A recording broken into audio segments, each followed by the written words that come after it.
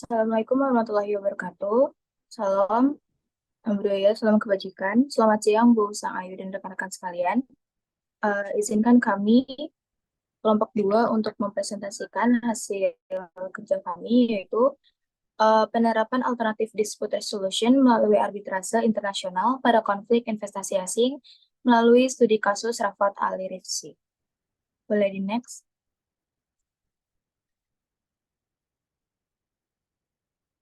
Di sini ada anggotanya, saya sendiri Teta Alfreda, ada Nabila Salfira Raizani, Feza Livia Putri, Nurul Anjumi Nairo, Siti Nur Halimah, Yunus Binato Pardemuan, Zerin Destiva Pasaramadani, dan Sofyan Maulana Kasuri.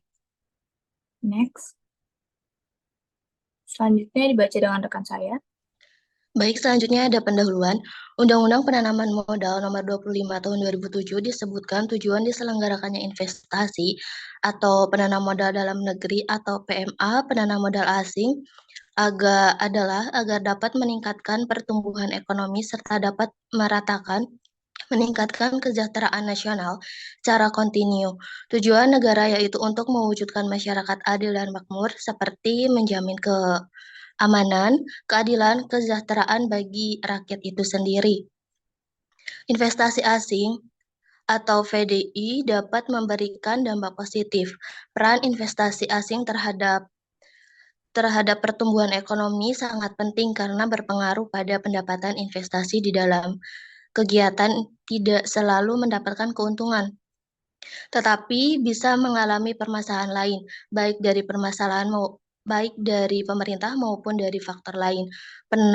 Penanganan yang bertujuan supaya merasa aman berinvestasi di Indonesia, serta Indonesia dengan menciptakan iklim yang baik.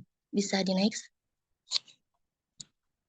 Selanjutnya di sini kami membahas dua rumusan masalah. Yang pertama, bagaimana pola penyelesaian sengketa investasi asing di Indonesia melalui arbitrasi internasional.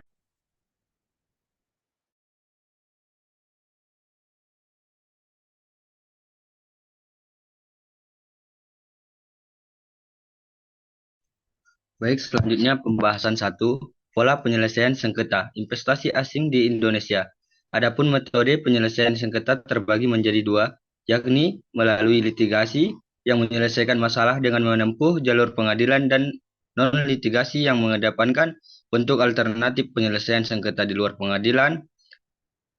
Dalam konteks penyelesaian sengketa bagi penanaman modal asing, Indonesia telah mengulasnya melalui Undang-Undang Nomor 25 Tahun 2007 dalam Pasal 32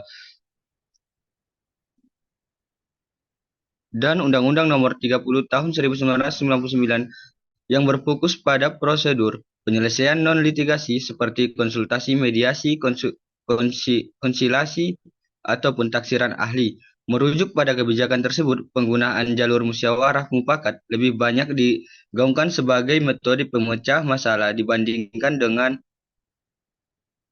mengalihkannya ke tahap pengadilan. Hal ini menandakan bahwa Indonesia mengenal arus alternatif dispute resolution sebagai langkah untuk menyelesaikan sebuah persoalan, khususnya sengketa di bidang penanaman modal.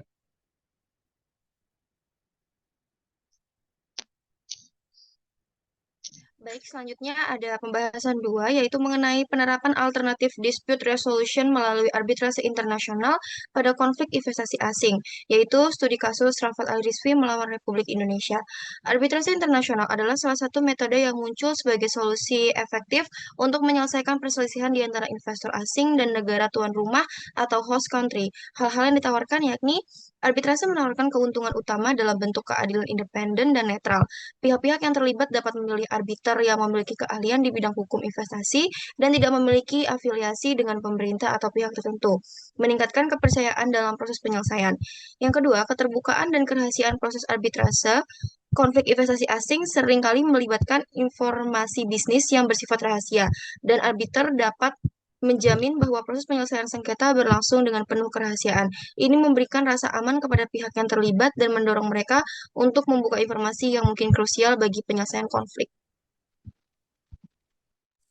Baik, selanjutnya di bagian analisis, Rafat Ali Rizvi mengajukan gugatan melalui arbitrase ICSID karena merasa dirugikan atas tindakan pemerintah yang mengeluarkan dana talangan Bank Senturi.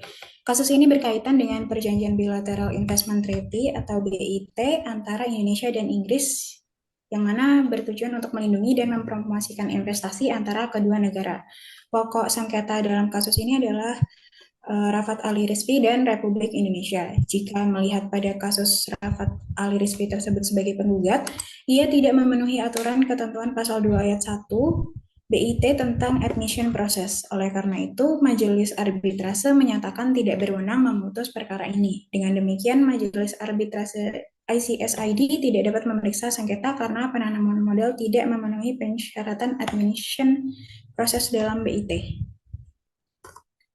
Analisis yang berikutnya terkait putusan Majelis Arbitrase terhadap kasus Rafat Ali Rizvi melawan Republik Indonesia adalah yang pertama, menerima keberatan tergugat terkait jurisdiksi bahwa penanaman modal yang dilakukan penggugat tidak diberikan izin sesuai dengan Undang-Undang tentang penanaman modal asing Indonesia sebagaimana disyaratkan dalam ketentuan pasal 2 ayat 1 BIT dan oleh karena itu tidak termasuk dalam cakupan BIT. Lalu putusan yang kedua adalah menolak dalil penggugat terkait penggunaan klausula FFN untuk menentukan cakupan BIT. ICSID dan Majelis Arbitrase tidak memiliki yurisdiksi dalam perkara ini. Dan yang keempat, memerintahkan untuk mengalokasikan biaya yang timbul kepada para pihak secara merata dengan masing-masing pihak menanggung biaya dan perwakilan hukumnya sendiri.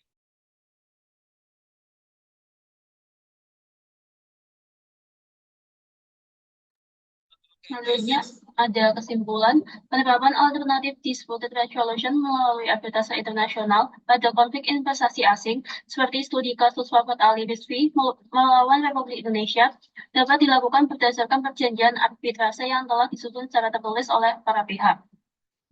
Dalam kasus ini, proses arbitrase internasional dapat memberikan jaminan kerahasiaan, win-win solution, dan proses penyelesaian yang cepat, namun biayanya relatif lebih mahal.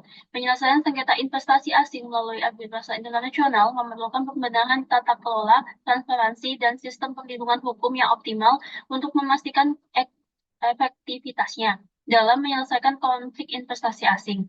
Kasus Rafat Ali Rizvi melawan Republik Indonesia melibatkan sengketa investasi asing yang diselesaikan melalui arbitrase internasional.